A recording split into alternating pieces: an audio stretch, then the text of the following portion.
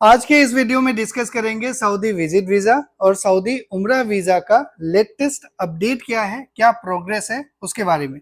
Video को आप complete देखिएगा, जिसमें डिस्कस करेंगे विजिट वीजा इनविटेशन स्टेटस के बारे में, क्या वो अप्रूव हो रहा है, नहीं हो रहा है, कितनी दिन का हो रहा है। विजिट वीजा वीएफएस स्टेटस के बारे में, जो वीएफएस तहसील है जहां पे वीजा एप्लीकेशन प्रोसेस होता है, वहां का क्या हाल है, क्या स्टेटस है। तीसरा, visit visa stay period and validity के बारे में, जो कि एक बहुत मोस्ट आस्क्ड क्वेश्चन है। और फिर उम्रा वीजा स्टेटस के बारे में डिस्कस करेंगे, उम्रा वीजा के डॉक्यूमेंट्स के बारे में डिस्कस करेंगे, उम्रा वीजा स्टे पीरियड और वैलिडिटी के बारे में डिस्कस करेंगे, और फी के बारे में भी बताऊंगा कि अभी इतना डिले क्यों हो रहा है फी अनाउंस होने में। और एक बात आप सब लोगों के लिए, ये कस्टमर सर्विस सपोर्ट है, फ्री सर्विस है आप सब लोगों के लिए जो सऊदी में रहते हैं, सऊदी से बाहर रहते हैं और सऊदी से रिलेटेड उम्रा visa, visit visa, tourist visa, family resident visa के बारे में जानना चाहते हैं। ये व्हाट्सएप नंबर है, इसमें आप अपना क्वेश्चन हिंदी या इंग्लिश में लिख के भेज सकते हैं। अवॉइड कीजिएगा कोई अटैचमेंट भेजने का या फिर ऑडियो मैसेजेस भेजने का। जब आपके क्वेश्चंस क्लियर हो जाएंगे, जब कोई अटैचमेंट मांगा जाएगा तभी भेजिएगा। ओके, तो ये नंबर नोट डाउन कर लीजिए, व्हाट्सएप नंबर है, इसमें आप कम्युनिकेट कर सकते हैं।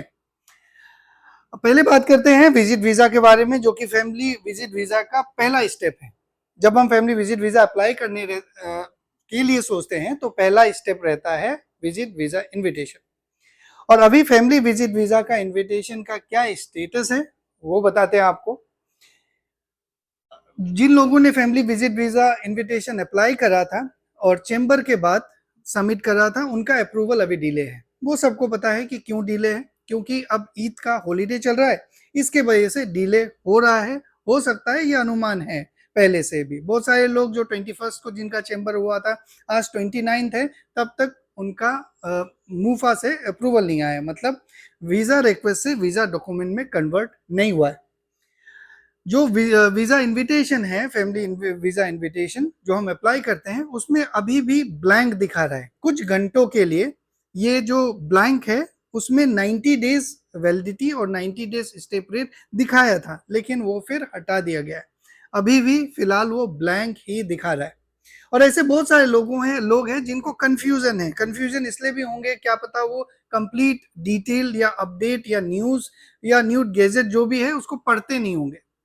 लोग बोल रहे हैं कि मल्टीपल एंट्री वीजा शुरू हो गया, लेकिन ये मल्टीपल एंट्री वीजा सिर्फ जीसीसी रेसिडेंट के लिए है, जिनके पास जीसीसी का कोई भी इकामा या आईडी कार्ड है उनके लिए tourist visa 90 days stay period, 90 days validity with multiple entry वो ओपन है। लेकिन जो नॉन जीसीसी रेसिडेंट है, इंडियन पासपोर्ट होल्डर है, उनके लिए ये एप्लीकेबल नहीं है।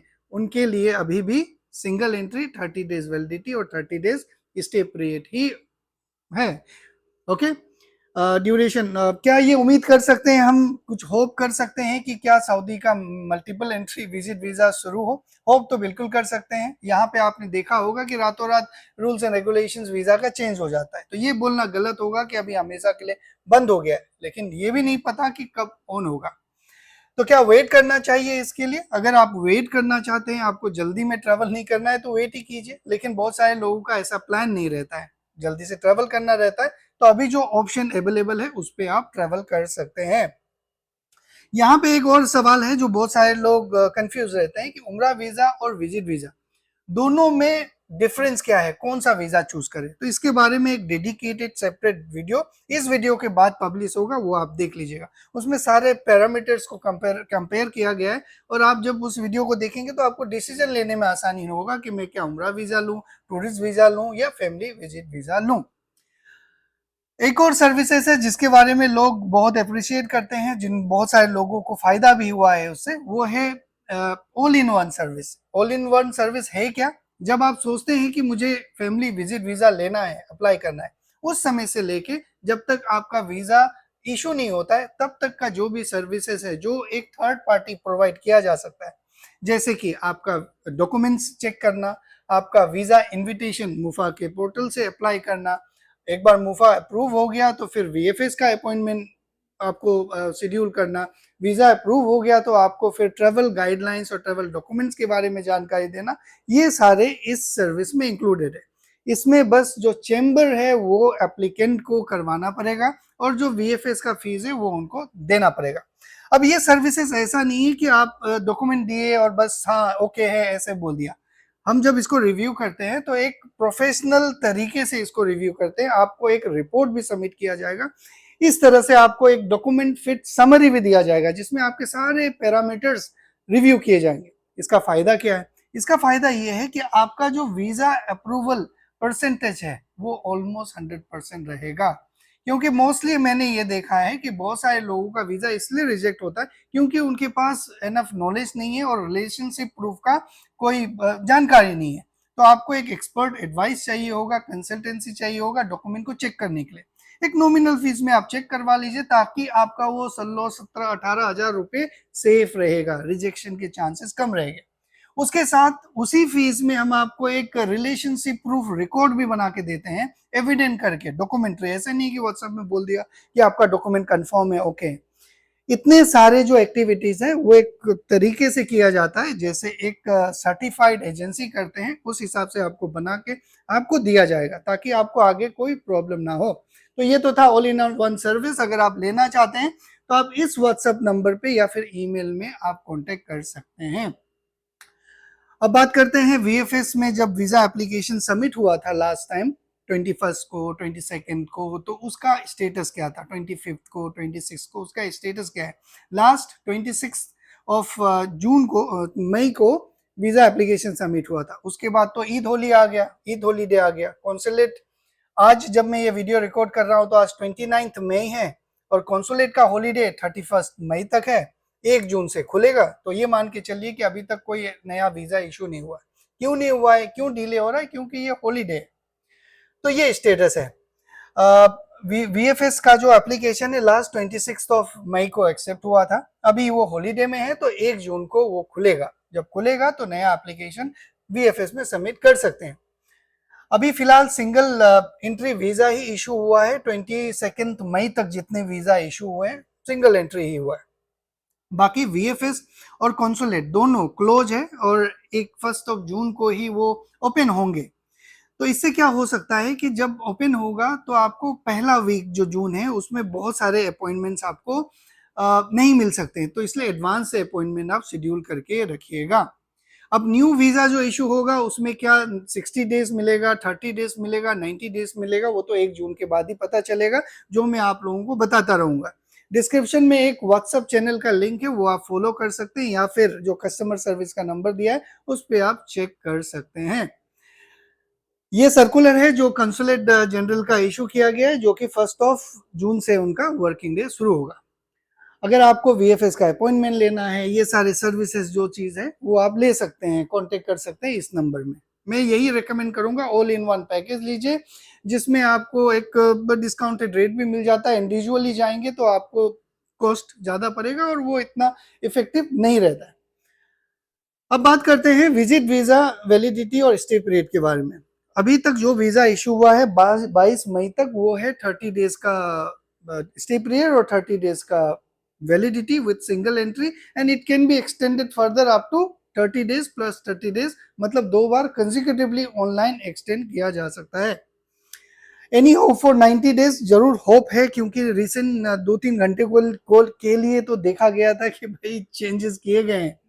ओके, मल्टीपल एंट्री के बारे में मैंने आपको बता दिया। अब बात करते हैं उम्रा वीजा के बारे में। ये ध्यान से आप समझिएगा, ध्यान से आप समझिएगा। उम्रा वीजा 31 मई से चालू होने वाला है, लेकिन अभी तक इसका फीस का डिक्लेरेशन नहीं हुआ है। फीस के बारे में सेपरेटली अभी आने वाले स्लाइड्स में बात करेंगे। 31 मई से एप्लीकेशन सबमिट होगा और 1 जून से आप लोग ट्रेवल कर सकते हैं। डॉक्यूमेंट्स क्या क्या चाहिए उम्रा वीजा के बारे में? ये मैक्सिमम डॉक्यूमेंट्स है जो आपको चाहिए।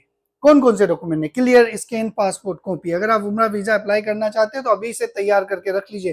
Clear scanned passport copy, first and last page, किनका? जो ट्रेवल करने वाले हैं, जो एप्लीकेंट है। एक फोटोग्राफ्स, रिसेंट फोटोग्राफ्स भी रख लीजिएगा अपने पास। होस्ट, अगर इकामा वाले यहाँ पे कोई है आपके तो उनका होस्ट का एक इकामा, उनका नेशनल एड्रेस और अपसर लिंक मोबाइल नंबर, ये मैक्सिमम डॉक्यूमेंट है। लेकिन कई बार अगर कबूल रिक्वेस्ट के द्वारा अगर एप्लीकेशन प्रोसेस किया गया तो ये सारे डॉक्यूमेंट्स लगेंगे। अगर नॉर्मल तरीके से किया गया तो बस पासपोर्ट का कॉपी और फोटोग्राफ लगेगा। अब बात करते हैं स्टे पीरियड एंड वैलिडिटी के बारे में। ये बताना गलत होगा कि आने वाले दिनों में जो नया वीजा इशू होगा उसमें भी 90 डेज स्टे पीरियड और 90 डेज वैलिडिटी के साथ ही होगा। वो तभी पता चलेगा जब पहला वीजा इशू होगा। पिछला जो वीजा पिछले साल में जब वीजा इशू हुआ था पिछला सीजन में, उसमें 90 days stay period 90 days validity के साथ इशू हुआ था। लेकिन अभी तक ऐसा कोई रूमर्स, ऐसा कोई इनसाइड न्यूज नहीं है कि ये वैलिडिटी को घटा दिया जाएगा, स्टे पीरियड को घटा दिया जाएगा। तो ये उम्मीद कर सकते हैं कि आने वाला जो नया वीजा होगा उसमें भी यही ड्यूरेशन और वैलिडिटी लिखा हुआ होगा। उम्रा वीजा फीस के बारे में बहुत सारे लोग मुझसे पूछ रहे हैं कि भाई हमें वीजा लेना है, अर्जेंट में लेना है, कितना फीस है, नहीं है। और जब मैं उनको बोलता हूँ कि फीस अनाउंस नहीं है तो फिर उनको समझ में नहीं आता है।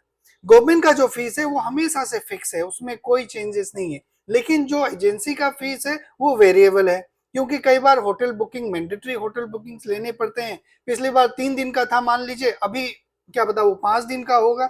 तो उस जो वेरिएबल्स हैं कॉस्ट, उसका कोई पता नहीं है, तो इसीलिए कॉस्ट नहीं दे पा रहे हैं। तो ये उम्मीद कर सकते हैं कि आज 29 है तो आज या फिर रात तक या फिर कल 30 तारीख है तो कल तक हम लोग आपको फीस बता देंगे कि भाई इतना उम्रा वीजा का फीस है। अगर आप रेंज पूछेंगे तो इसका लगभग 13,000 से 19,000 तक पिछले साल गया था, 24,000 तक भी गया था पिछले साल। पिछले साल बहुत ज्यादा फीस था। इस बार अगर वही पैटर्न कंटिन्यू होता है तो आप मान सकते हैं 13,000 से लेके 19,000 तक के रेंज में होगा। अगर आप एडवांस में अगर डॉक्यूमेंट्स वगैरह सबमिट करना चाहते हैं तो इस व्हाट्सएप नंबर में आप सबमिट कर सकते हैं डॉक्यूमेंट, जो भी डॉक्यूमेंट्स मैंने बताए हैं। लेकिन हम अप्लाई तभी करेंगे जब हम आपको बता देंगे कि भाई इतना फीस है, ये है। एक बात और यहाँ पे गौर करने वाला है कि प्रोसेसिंग टाइम 1 दिन भी लग सकता है, 3 दिन भी लग सकता है, 5 दिन भी लग सकता है। क्यों? क्योंकि जब नया नया सिस्टम स्टार्ट होता है, नया सीजन का होता है, तो सडन बहुत क्राउड रहता है, कई बार टेक्निकल इशू आ ही जाता है। तो उस केस में क्या होता है, वीजा इशू नहीं होता है, लेकिन एप्लीकेंट क्या है 3 जून का टिकट बुक करके बैठा है, तो उसमें कोई एजेंसी क्या ही कर सकता है। तो वो एक स्ट्रेसफुल सिचुएशन रहता है। तो प्रोसेसिंग टाइम का कोई गारंटी लेके मत चलिए, लेकिन ये मान के चलिए कि एजेंसी वाला आपका डॉक्यूमेंट कोई इंटेंशनली अपने ड्रॉर में रखेगा नहीं, वो अप्लाई करेगा ताकि एप्लीकेशन कंप्लीट हो और आपका ट्रांजैक्शन कंप्लीट हो। आज की इस वीडियो में बस इतना ही। गल्फ सर्विसेज से रिलेटेड बहुत सारे ऐसे वीडियोस हैं, सर्विसेज हैं जो प्रोवाइड किए जा सकते हैं, जिनमें से कुछ यहाँ पे मैंने लिस्ट कर दिया है। एक एक को आपको समझाना, एक्सप्लेन करना बहुत जरूरी है, ताकि आपको पता चले कि इसका फायदा क्या है, इससे क्या इसका इंपॉर्टेंस क्या है, इसका सिग्निफिकेंस क्या है, ये सारी बातें आपको पता चलेगा। आने वाला जो वीडियो होगा वो होगा एक इंपॉर्टेंट वीडियो, जिसमें मैं आपको बताऊंगा उम्रा visa, visit visa, tourist visa, इनमें से बेस्ट कौन है अभी के सिनेरियो में। आपके कंडीशन के अनुसार आप कौन सा वीजा सेलेक्ट कर सकते हैं। इसमें आपको वीजा सिलेक्शन डिसीजन मेकिंग में फायदा होगा। आज के इस वीडियो में बस इतना ही। आप लोग अपना ख्याल रखिए। Thank you very much.